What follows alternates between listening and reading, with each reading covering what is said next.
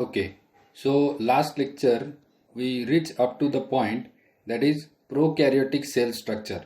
Okay, so prokaryotic cell, it is having different types of part and we have to consider all those part. Means like example, if we take that flagellum or fibrillae or the pili, then cell wall, cell component, all these type of components we have to discuss in those next point and next slide.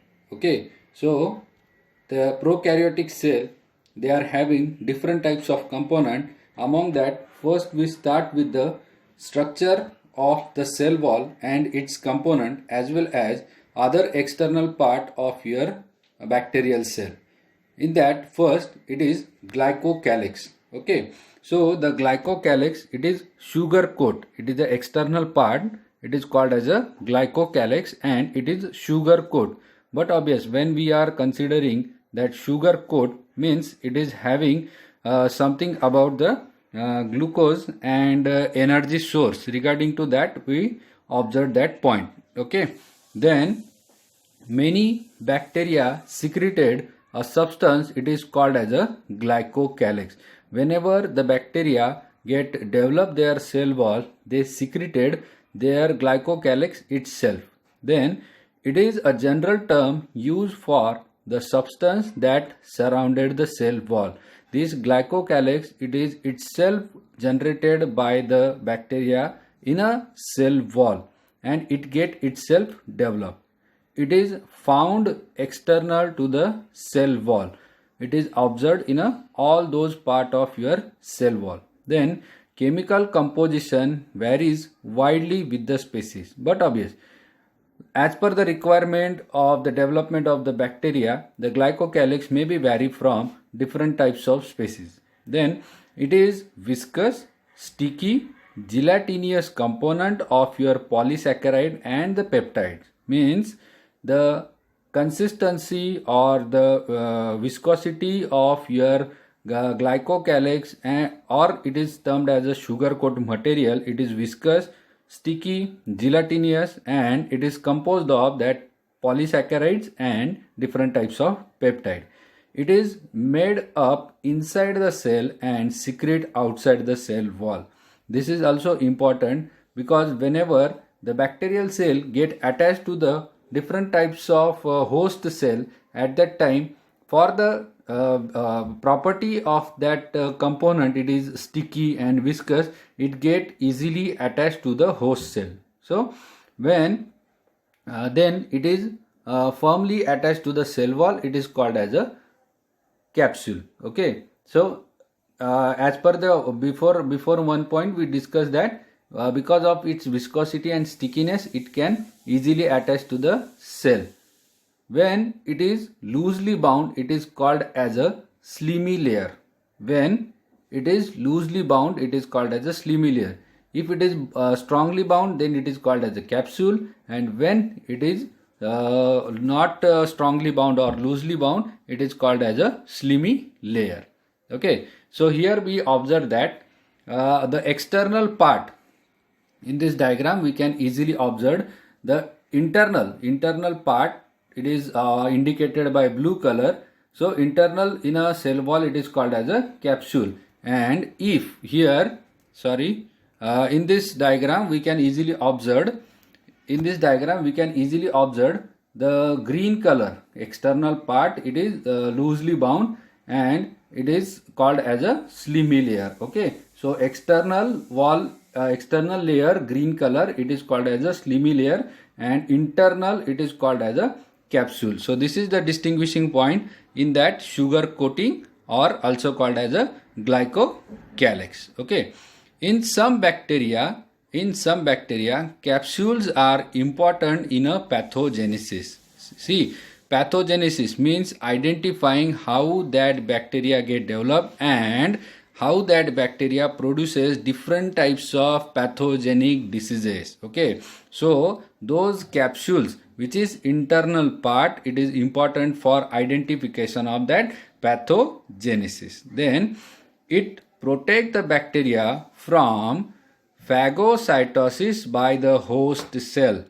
Now we are studying about the bacteria, its development and its growth. See, now here we are not considering that we have to kill that bacteria. No, that is not our primary point. Now primary point it is how that bacteria get developed, what are the different components are important for the development of that bacteria, and how those components protect that bacteria. We are focusing on that point. So here the point it is, it protect bacteria from the phagocytosis by the host cell. Whenever any bacteria come in a contact with the host cell, but obvious we observe the procedure, or we observe the point, it is called as a phagocytosis. So that phagocytosis may inhibit the bacterial cell by your host cell. Okay, so we are concentrating on how that capsule layer will protect your bacterial cell from host cell. Okay, now example, only encapsulated Bacillus anthracis causes the anthrax. Now on the basis of that property of your bacterial cell, if your bacterial cell it is capsuled, then and only then it may produces any type of disease or disorder. It is observed in that point. So only encapsulated. If your Bacillus anthracis, it is a bacteria which is, if it is encapsulated, then and only then it produces the anthrax like of disease. So what is that anthrax? Anthrax, it is one of the type of animal oriented or animal origin disease. Okay, so this type of disease, that bacteria Bacillus anthracis only may produces when it is encapsulated. And simultaneously another example, it is Streptococcus pneumococci. It is Streptococcus pneumonia.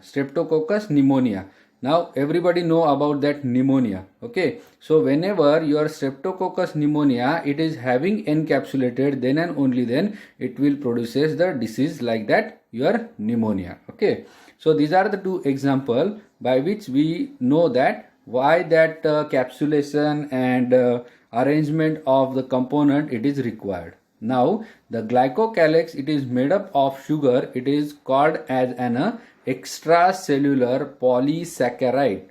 The glycocalyx, it is made up of sugar, we know that. So it is called as extracellular polysaccharide, that is capital EPS, extracellular polysaccharide. Then it help bacteria to survive. Okay, but obvious it will help. How it will be help? So these are the few points. Okay, so points are, first, attached to the host cell. Okay, so attached to the host cell, attachment it can be easily done by that because of that viscosity and nature of that component. Then source of nutrition. Okay, but obvious if it having a sugar, then it is a source of your nutrition. Simultaneously it prevent the dehydration. Okay, stickiness and viscosity, it will retain the water, so it will prevent the rehydration. And the last point, it escaped the host immune system. Okay, host immune system means what? We know that about the phagocytosis. So phagocytosis, it can be easily avoided or inhibited by this component. So these are the specific important point of your the glycocalyx, which is important for the survival of your bacterial cell. Okay, now second important part, it is called as a flagella. Number of times these questions are asked in an exam. What is the flagella? What are the functions of the flagella? How that bacteria get moved from one location to another location? All those points are covered in this specific flagella. Okay, so concentrate on this topic, flagella. So about half of all known bacteria are motile and most use the flagella. As per the discussion, as we know in our discussion, in the prokaryotic and eukaryotic cell, we discuss about those points. how that bacteria get travel from one location to another location. So with the help of that flagella, bacteria can travel from one location to the other location. So motility, it is very important function of your flagella. Now the long, thin, helical, filamentous appendages that propel the bacteria. Now these are the size, shape and point regarding to the flagella. They are long, they are thin, they are helical and filamentous part. Okay, these are the properties. They are long, they are thin, they are helical and they are filamentous in a nature. Now on the basis of those points, again they are divided into different types of classification.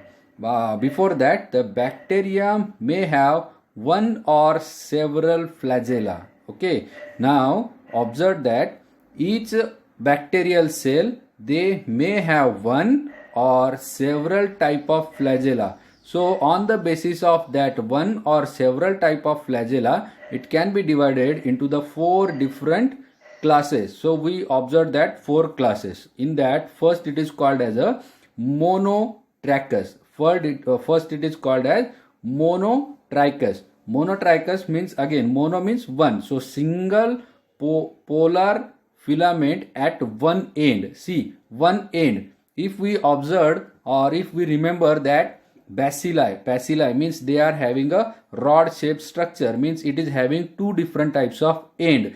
So if your flagella, it is present in a one end, so one end and one flagellum, it is called as a simply it is called as a monotrichous. We are having all those diagram in the next slide. So first it is monotrichous. Second it is called as a amphitrichous. Now amphitrichous means what? The 2 polar flagella. Now 2 polar flagella, one at each end. One at each end means having both the end, we are having that flagella. So it is called as a amphitrichous. Now next one, it is called as a lophotrichous. Next one, it is called as a lophotrichous. So 2 or more flagella at one or both the end.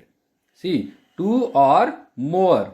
First we observed that single at polar, now 2 at a different polar, now 2 or more than 2. So it is called as a lophotrichous and observed in a both one or both end. And last it is called as a peritrichous. Peritrichous means many flagella over the entire cell surface. Okay, here all the flagella are present in all the different area. It is not mandatory that one end or 2 end. It is available in a whole surface of that bacteria. And now next point, it is if the bacteria which lack of flagella, it is called as a atretus. It is called as a atretus. This means those bacteria, they are not having the flagella, they are called as a atretus. So these are the different classes by which we are going to classify the bacteria on the basis of presence of your flagellum. Okay, now here these are the diagrams or these are the observable point where we consider that monotrichous. Okay, now monotrichous, what we discussed, monotrichous only single and at the one end, so it is monotrichous. Now second it is your amphitrichous. Now it is amphitrichous. Amphitrichous means having both the end, 2 at both the end, so it is amphitrichous.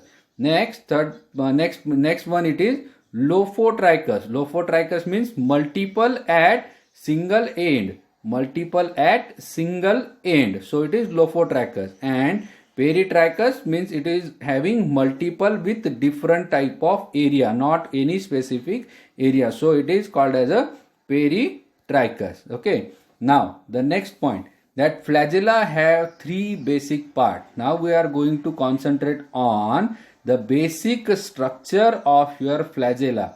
Now the flagella, it is attached at different types of end. but how it is attached, what are the different parts of your flagella, now we are going to concentrate on that point. Okay, so first one, that flagella, it is basically divided into three basic parts. In that first one, it is called as a filament. First one, it is called as a filament. Okay, now the filament before discussing that point, we have to just observe the diagram. Okay, after observing the diagram, we can understand all those points. Now first we are discussing that we are having three parts. So first part, it is called as a filament. So from here to the end point, it